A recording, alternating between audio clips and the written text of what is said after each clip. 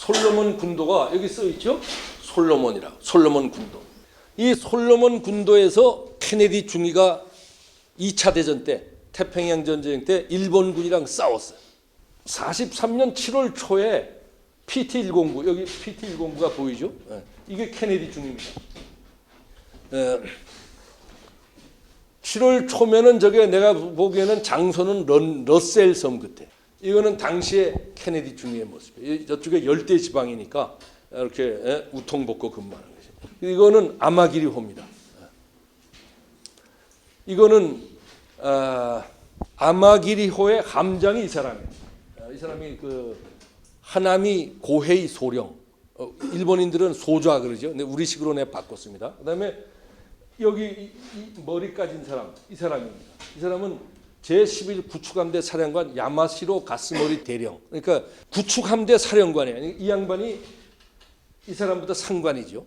아마기리호랑 싸운 미국 어뢰정이 15척에 케네디의 PT-109도 그 15척 중에 한 척이었어요. 또 15척이랑 일본군 구축함 4척이랑 싸웠어요. 야간 새벽 1시에. 양쪽 다 자기 위치를 노출시키지 않으려고 등화관제하고 어둠 속에서 뭐 포탄만 왔다 갔다 하고 어뢰만 왔다 갔다 한 거예요. 미군 어뢰정 15척은 이쪽에 지금 잠복하고 있었습니다. 그때 일본군들이 이것을 빌라라는 데가 일본군 기지이기 때문에 라바울에서 일본 군인 보충 병력 한 900명 싣고 그다음에 뭐 탄약 이렇게 싣고 구축함 4척이 내려왔어요. 이 4척이 저 빌라를 향해서 내려갈 때 미군 어뢰정 15척이 야간에 기습을 한 거예요. 기습을 했는데 야간이다 보니까 서로 피해가 없었어요. 1시간 동안 서로 싸웠는데 일본군도 미군한테 피해를 못 주고 미군도 어뢰를 발사하고 그랬는데 어둠 속이라서 조준이 잘 안 돼갖고 일본군 구축함을 명중시키지 못했어요. 그러니까 일본군은 그때 야간에 어뢰정들을 잡으려고 비행기까지 동원했어요. 비행기들이 와서 미군 어뢰정 위에서 조명탄 터뜨리고 폭탄까지 던졌는데 어뢰정이 워낙 빠르니까 45노트 풀로트로 그냥 막 대피 기동을 하니까 미국 어뢰정을 한 척도 격침시키지 못했어요. 그래서 이 1시간 동안 전투한 다음에 빌라에 가갖고 일본군들이 거기서 병력이랑 물자를 신속하게 내린 다음에 다시 여기를 출발해서 이제 라바울 기지로 올라갈 때 그 미군들이 재역습을 한 거예요. 그때 케네디 중위의 어뢰정인 포함해서 3척이 거기 참여했어요. 처음에 15척이 참여했다가 어뢰를 다 써버렸어요. 이 어뢰정의 제일 큰 무기는 어뢰인데 어뢰를 다 써버렸으니까 어떻게 공격할 방법이 없거든. 기관총 가지고 구축함을 상대하기는 힘들고 그러니까 15척 중에 12척은 랜더바 기지로 야간에 다시 돌아가고 3척만 그때 케네디 어뢰정에는 어뢰가 남아 있었기 때문에 그래서 PT-109를 포함해서 3척이 일본군 구축함 4척에게 달려들었어요. 용감하게 달려드는데 이 어뢰정은 여기 톤수가 몇 톤이라고 그랬습니까? 한 50톤 되는데 일본군 구축함들은 한 1700톤에서 2000톤 되는 것들이에요. 그거 4척에게 조그만 어뢰정 3척이 과감하게 공격한 거예요. 미국 해군 장교들 용감하지? 그러니까 우리는 서양 사람들 보면 미군들은 뭐 겁쟁이처럼 착각할 때가 많은데 사실 전쟁 전사 기록 보면 비겁한 사람이 거의 없어요. 의무, 듀티 퍼스트. 듀티 퍼스트가 뭐예요? 좀 피곤하고 뭐 어려워 보이고 힘들고 그래도 듀티 퍼스트. 그 정신으로 싸운 거예요. 군인이 의무가 뭐예요? 싸우는 거예요. 어떤 어려움을 이기더라도 내 주어진 임무를 다하겠다는 게 당시에 미국 그 청년 장교들의 자세였어요. 그래서 일본군 자기보다 훨씬 등치가 큰 일본군 구축함 4척에게 조그만 어뢰정 3척이 이쪽에서 먼저 공격을 한 거예요. 그런데 결론부터 얘기하자면 칠흑같이 어두운 밤이니까 잘 안 보여요. 그래서 케네디 중위가 이쪽에서 공격을 하고 잠복하면서 나가는데 일본군 구축함 아마기리가 오는 거를 못 봤어요. 못 보고서 충돌을 한 거예요. 너무 가까워가지고 딱 봐서 저기다 싶어서 어뢰를 발사하기 위해서 배를 90도로 틀려고 그러는데 일본군 아마기리호도 너무 바로 가까이 오니까 거기는 대포로는 이 하향 사격이 힘들어. 그죠? 그것도 시간도 걸리고 구축함은 크니까 몸체로 그냥 박아버린 거예요. 그래서 이 케네디가 탄 PT-109가 2조각으로 나버렸어요. 두 쪽으로 나서 승무원이 케네디를 포함해서 13명인데 2명은 거기서 죽고 11명이 살았어요. 11명 부상당한 사람들도 많았지만은 케네디 중위가 그 사람들을 다 살려냈어요. 왜냐하면 어뢰정은 나무로 됐기 때문에 두 쪽으로 갈라져도 한쪽은 막 불에 타서 침몰했는데 어뢰정의 반쪽은 물에 떠 있었거든. 찬찬히 가라앉으니까 부상당한 사람들 거기서 응급치료하고 해서 근처의 섬까지 데려간 거예요. 헤엄으로 수영해서 가는데 부상당한 사람들이 어떻게 수영해 갑니까? 그러니까 구명조끼를 입히고 케네디가 자기도 수영을 해야 되니까 양손으로는 수영하면서 그 부상당한 자기 부하 이 구명조끼에다가 그 줄을 걸어가지고 지는 입으로 그 줄을 물고 한 5시간을 수영했어요. 그리고 물에 빠진 자기 부하들을 계속 격려하면서 케네디가 아까 내가 그랬지 않습니까? 원래 하버드 대학 다닐 때 미식가다 허리를 다쳐가지고 그런 상황에서도 전혀 개의치 않고 있는 힘을 다해서 부하들을 살리려고 한 거예요. 여기서부터 여기까지 수영을 해왔는데 이 프람푸딩이 여기는 나중에 보겠지만 이 섬이 크기가 길이가 100m입니다. 지름이 100m예요. 그러니까 그리고 여기는 아까 얘기한 대로 콜롬바가는 일본군이 10,000명이 주둔하고 있어요. 여기 기조에도 일본군이 있고 이쪽에도 일본군이 있고 일본군이 다 둘러쌌어. 그러니까 계속 그 일본군 경비정이 왔다 갔다 하는데 프랑푸딩 섬에 여기는 100m밖에 안 되니까 숨을 데가 없어요. 일본군들은 수색 작업도 할 텐데. 그래서 나중에 또 어둠을 이용해서 여기 올라사나라는 섬으로 또 수영을 해서 다시 갑니다. 그리고 또 요 나루라는 섬으로 여기도 위험하다.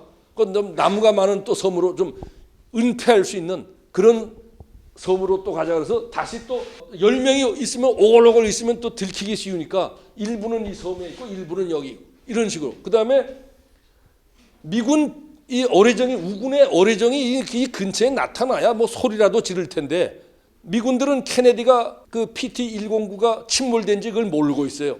어디서 침몰된지도 모르고 나중에 귀환해 보니까 PT-109가 귀환을 안 하니까 일본군한테 맞아서 어딘가 격침됐겠구나 이렇게 그 추정만 할 뿐이지 어떻게 그러니까 격침됐다고 생각하니까 어떻게 구조할 방안이 없는 거예요. 결론적으로 8월 2일 날 새벽 2시 반에 PT-109가 침몰됐는데 미군 구조대가 온 것은 딱 정확하게 만 6일이 지난 다음에 왔어요. 그 6일 동안 이 조그만 섬에 뭘 먹고 올 수 있겠어요? 그러니까 거의 굶었지. 그리고 이쪽 섬에 있는 코코넛 나무 열매 몇 개 따서 먹고 그 다음에 케네디는 자기 부하들 부상당한 사람들 뭐 이런 사람들 숨겨두고 그 먹지도 못해서 몸이 상당히 허약한데도 불구하고 6일 동안 계속 수영한 거예요. 여기나 야간 나와서. 왜? 미군 혹시나 우군의 PT정이 올까 봐. 그래서 나중에 원주민 2명을 여기 이 섬에서 발견해 가지고 마침 그 원주민 2명이 근데 이 동네 원주민들은 다 미국 편이었어요. 그러니까 일본군이 거기서 아주 실패를 한 거예요. 이 현지인들을 자기 편으로 못 만든 거. 미국이 잘한 거는 현지인들 흑인들이 자기 편이 된 거예요. 그래서 뭐 볼펜도 없고 편지도 없고 그 코코넛에다가 대검을 해군 대검으로 코코넛에다 글씨를 쓴 거예요. 우리는 지금 어느 섬에 있다. 오늘. 그러니까 이 코코넛을 보는 대로 우리를 구해달라. 코코넛을 주고서 원주민들하고 그 2명 보고 니들이 이거 좀 랜도바 기지에 있는 그 미군한테 갖다 좀 달라. 그래서 이 원주민 2명이 조그만 카누 한두 명 타는 거 있잖아요. 나무를 가운데를 파서 만든 거 그거 타고 랜도바 섬에 가서 그 코코넛 편지를 전해줘가지고 미군들이 그것을 알고 이 섬에 와서 나중에 다 그 6일 후에 새벽에 구조를 한 거예요. 낮에는 못 오고 일본군 경비정들이 왔다 갔다 하니까. 그래서 기지로 돌아갔어요. 근데 케네디가 돌아가니까 몸이 영 한 6일 동안 굶었죠. 거기다 또 원래 허리가 아픈 데다가 자기 부하들 데리고 수영하고 이러냐고 허리가 다 나간 거예요. 그 와중에서도 기지로 딱 돌아가서 하는 첫 얘기가 다른 어뢰정을 달라. 내가 또 나가서 싸우겠다. 그런 얘기를 했어요. 이거는 무슨 내가 지어낸 얘기가 아니고 다 실화예요. 그러니까 대통령 된 거예요 나중에. 케네디한테는 좀 운이 좋게 8월 2일 날 새벽 2시 반에 그런 사건이 일어났는데 8월 5일 날 3일 후에 미군이 이 비행장을 점령해 버렸어요. 이 비행장이 문다 비행장인데 미국 육군이 여기 상륙해서 일본군을 다 격퇴하고 이 섬을 빼앗아 버렸어요.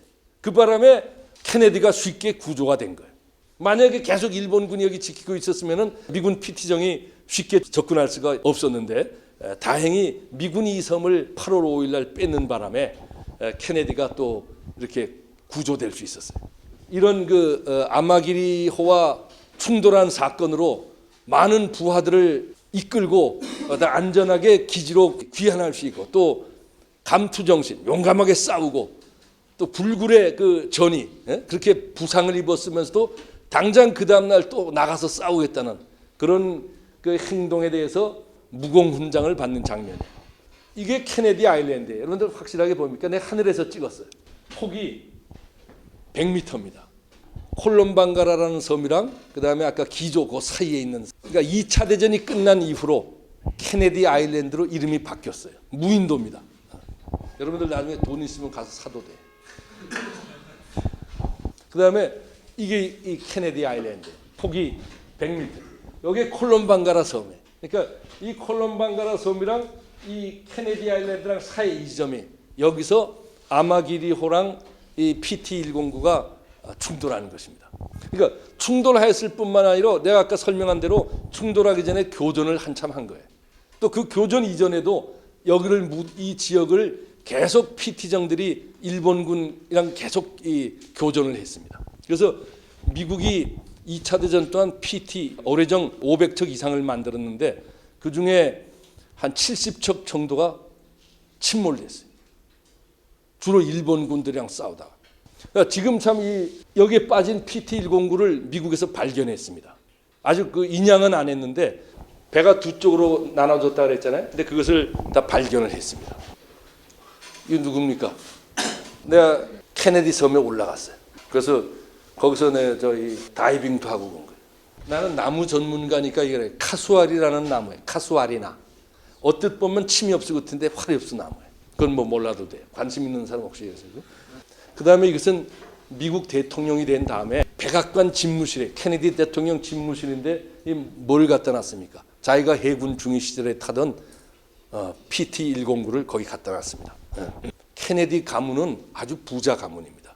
이 미국 마사추세츠의 주에 가면은 남쪽에 케이프 코드라는 우리나라로 말하면 뭐 군이죠, 군, 뭐 해남군 뭐 이런 식으로 거기 케이프 코드라는 군에 여러분들 여기 사진에는 다 못 찍혔어요. 이쪽으로도 더 나옵니다. 또 저쪽으로도 더 나오고 이게 마치 멀리서 보면 휴양 시설 그죠? 이게 케네디 집입니다. 크죠? 그러니까 이게 면적이 상당히 넓어요. 내가 배 타고 가서 찍었어요. 자네도 그렇게 케네디 중위처럼 하면 이런 집에서 대통령 될 수 있잖아요. 그 다음에 이거는 하이아니스라고 아까 케이프 코드라는 건 군이라 그랬죠. 뭐 해남군, 뭐 진도군 하는 것처럼 이거는 케이프 코드 군의 조그만 항구에 하이아니스 항구. 이거 내가 여기 배 타고 찍었어요. 케네디가 이곳을 아주 좋아했어요. 이 하이아니스를. 가면 참 아름다운 동네. 이 도시에 가면은 케네디에 관한 게 그냥 도시를 다 덮고 있어. 막 가는 곳마다 무슨 케네디가 가족이랑 와서 놀던데 뭐 케네디가 관계돼서 무슨 회의한데 그거 다 붙어 있어요. 그런데 여기 가면 케네디 박물관도 있습니다. 케네디는 여기 와서 아까 그 집이 컸지 않습니까? 그래서 케네디 뭐 하우스 그러지 않고 케네디 콤파운드 그러는 거예요. 여러분들 콤파운드는 뭡니까? 큰 무슨 시설들 있지 않습니까? 그 안에 무슨 뭐 식당도 있고 영화관도 있고 뭐 다 그런 운동장도 있고 그런 걸 콤파운드라 그래요. 아까 저쪽은 그 저택 나오는 거는 뭐 케네디 패밀리 하우스 그게 아니고 케네디 콤파운드라고 현지에서 부르는 거예요. 그 다음에 존 F 케네디 뮤지엄, 케네디는 맨발로 있어요. 일부러 이 케네디가 이 동네를 아주 애정을 가지고 사랑한다는 그런 표시를 하려고 이렇게 일부러 모래를 갖다 놓고 저게 맨발의 동상을 만들어 놨어요. 아까 그 하나미 고헤이라는 소령이 나왔죠. 여러분들 케네디가 어떻게 대통령 된 줄 압니까? 1952년에 미국 타임즈에 케네디에 대한 기사가 났는데 2차 대전 때 솔로몬 군도에서 일본군 구축함이랑 박치졌다, 충돌했다 이런 기사가 났어요.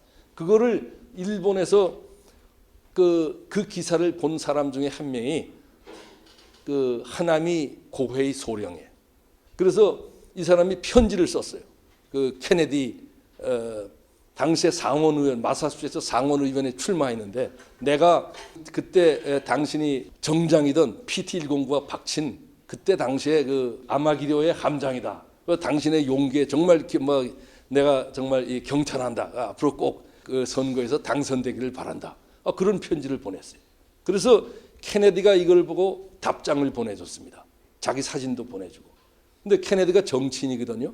그러니까 그 편지를 많은 사람들한테 어떻게 했어요?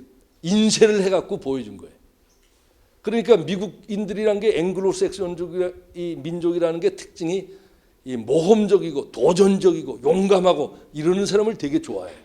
그러니까 그런 그 하나미 고헤이 소령이 쓴 편지, 예를 들어서 그 편지가 안 왔더라도 뭐 이 케네디가 내가 해군 중위로서 이러이러한 일을 솔로몬 군도에서 이런 일을 당했다 이렇게 얘기할 때 유권자들이 그렇겠구나, 뭐 거짓말하지는 않겠구나 이렇게 생각을 할지라도, 편지가 상대방 나라의 그 당시에 적국이었던 일본 함장으로부터 편지가 온 걸 보니까 야, 이거 진짜구나, 대단하구나. 그러니까 선거 그 뭡니까, 유권자들이 누구를 찍어줬겠습니까? 케네디 찍었어요. 그래서 케네디가 상원의원에 젊은 나이로 당선이 됐어요. 그 여세를 몰아갖고 뭐 했어요? 대통령에 나와서, 대통령 나가서도 그 편지 막 보여주고 하니까 미국 국민들이 용감한 사람을 좋아하거든.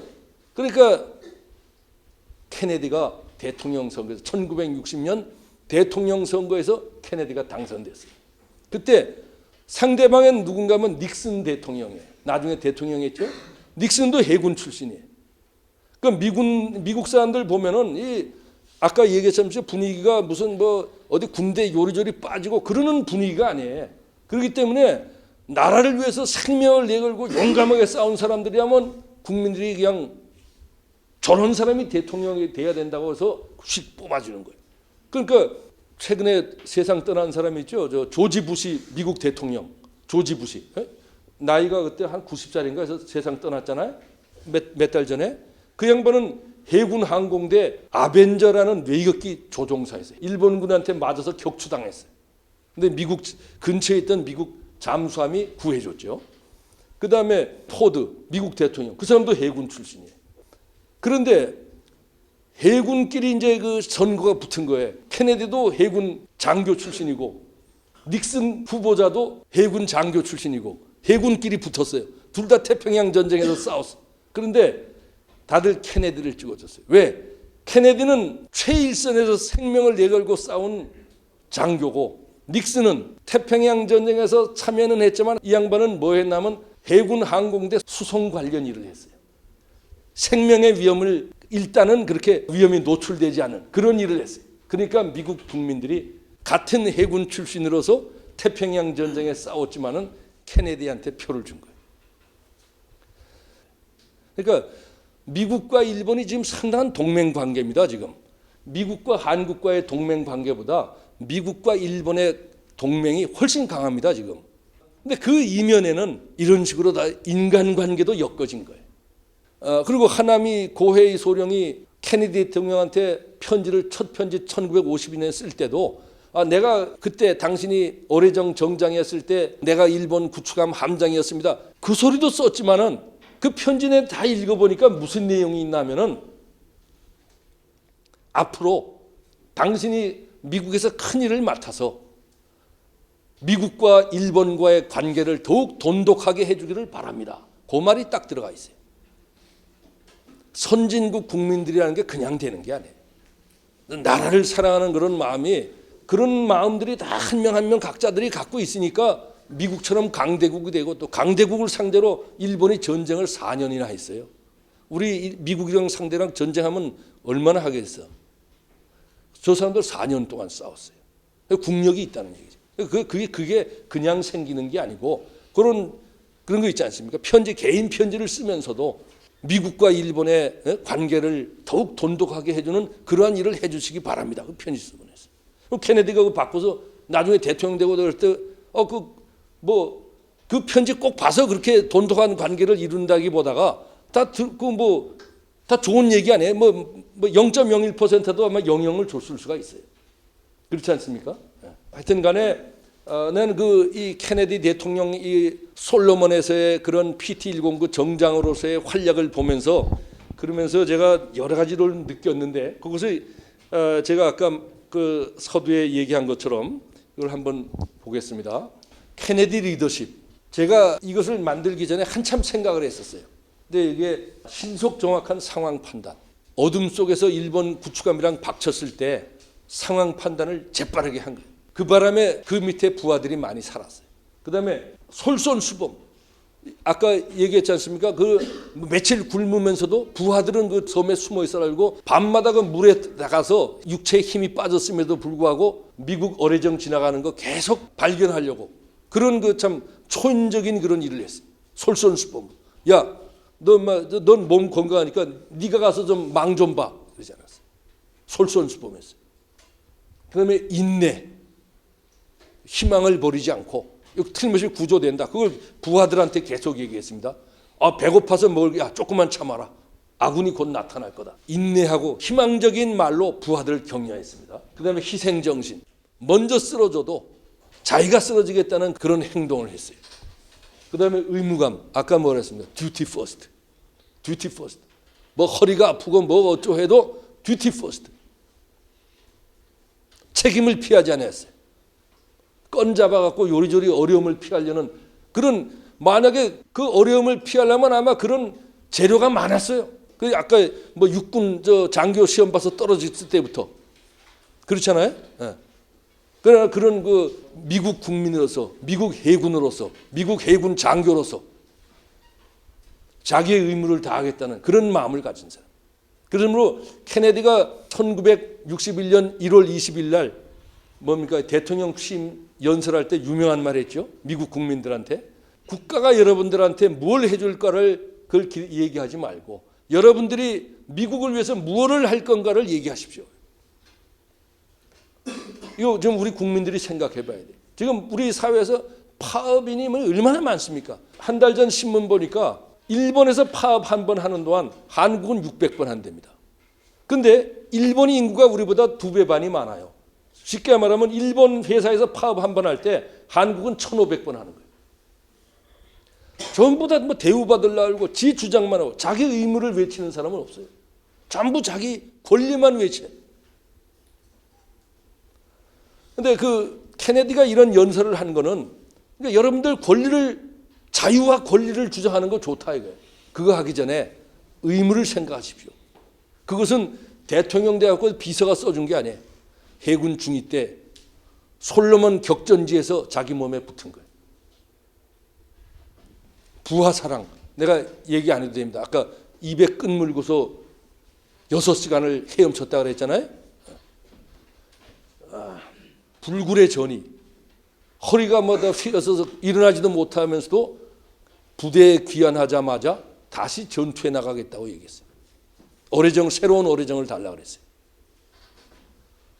노블리스 오블리주. 내가 보기에는 8개 중에 이건 무슨 내가 그 우선순위를 해가지고 쓴 게 아니에요. 근데 우선순위를 하라면은 나는 이거를 얘기하고 싶어요. 케네디 리더십의 첫 번째는 노블리스 오블리주. 있는 사람이 제일 앞장서는 거예요. 우리는 이게 너무 약해. 너무 약해. 우리 신문에도 보면 자기가 재산이 많은데 많은 재산을 기부하고 그러는 것도 있어요. 그런 사람도 가끔 뉴스에 나옵니다. 그것도 노블리스 오블리 중에 하나예요. 그러나 미국, 영국 이런 강대국에서 하는 노블리스 오블리주는 물질이나 돈으로 기증하는 것도 있지만 그것도 아까 말한 대로 노블리스 오블리주의 하나지만은 그보다 더한 거는 자기 몸을 바치는 거예요.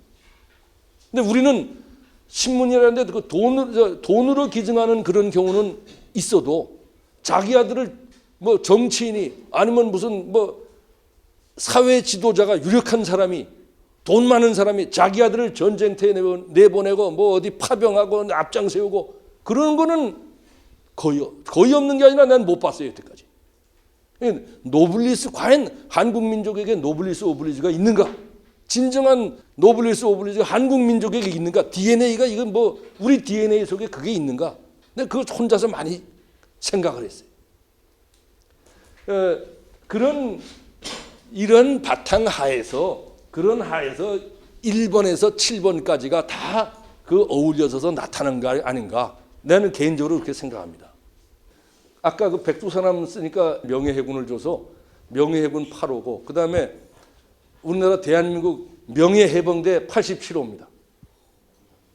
그 다음에 아까 우리 강대령님이 얘기했지만 내가 육군 병장 출신이에요. 그런데 육군본부 군사연구소 연구위원으로 3년을 지냈어요. 사병 출신으로 거기서 근무한 사람은 그거 다 현역들이고, 민간인이 2명 있었는데 한 명은 포병 단장을 금방 제대한 분이고, 한 명은 내한테 난 뭐 오래전에 군대 제대했죠, 사병으로. 근데도 그 육군본부에서 내 책을 보고서 군사연구소 연구위원을 맡아달라 그래서 3년을 군사연구소에서 근무를 했어요. 그 출퇴근한 게 요새 아니고 요새 뭐 인터넷으로 다 되니까 인터넷으로 주로 하다가 3개월에 한 번씩 가서 회의에만 참석해줬어요. 그래도 이거 대한민국 육군본부 육군 군사연구소 뭐 연구위원 그런 일을 주니까 내 개인으로는 엄청나게 난 명예라고 생각하고 있어요. 근데 공군은 아직까지 명예 공군이 없어요. 명예 해군 명예 해병대는 있는데, 근데 공군에서는 뭐라냐면 지금까지는 명예 공군이 없는데 앞으로 명예 공군이 제도가 생기면 1번으로 주겠답니다. 그래서 그 말만 빈말 하는 거 아니냐 그랬더니 그러면 일단 이것부터 받으라고 해서 우리나라 주력 전투기인 F-16 그려진 빨간 마우라, 그 다음에 F-4 팬텀 전투기가 그려진 빨간 마우라 2장을 받았습니다. 약속을. 그래서 명예공군이 제도가 만들어지면 1호를 주겠다 그래서, 그러면 가만히 있으니까 육해공군 해병대 다 하는 거예요.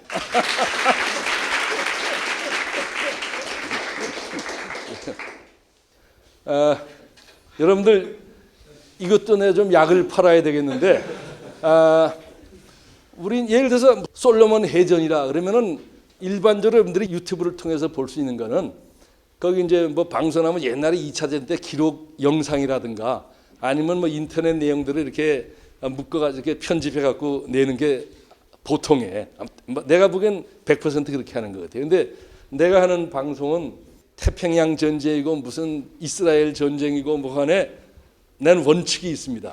현지 방문. 그래서 솔로몬 해전 아직까지 이제 거기까지 하진 않았지만 앞으로 할 때도 아까 여기 봤죠? 그 케네디 섬에 내가 올라간 거 그런 식으로 그 어느 방송을 하든 간에 어느 전투 장면을 하고 어느 문화적인 얘기를 하든 간에 무조건 현지 방문을 원칙으로 하고 있습니다. 그래서 참고로 여러분들이 많이 구독해 주시고 또 좋아요를 눌러주시면 내가 힘이 나겠습니다. 그리고 여러분들 오늘 얘기하다 보니까 벌써 두 시간이 지났는데, 아무쪼록 미국에서만 그 해군 중위했다고 대통령 되는 게 아니고 여러분들 될 수 있습니까? 할 수 있습니다. 왜 뭐 이거 설마 뭐 우리가 되겠어요? 그러면은 벌써 이게 안 되는 거예요. 야, 케네디도 저렇게 해서 대통령 물론 대통령 되겠다는 그런 권력욕 그런 게 아니고 인생의 목표를 한번 크게 잡아보세요. 케네디 해군 중위가 대통령이 되는 과정이 나는 여러분들한테도 이루어지기를 바랍니다. 강의 끝입니다.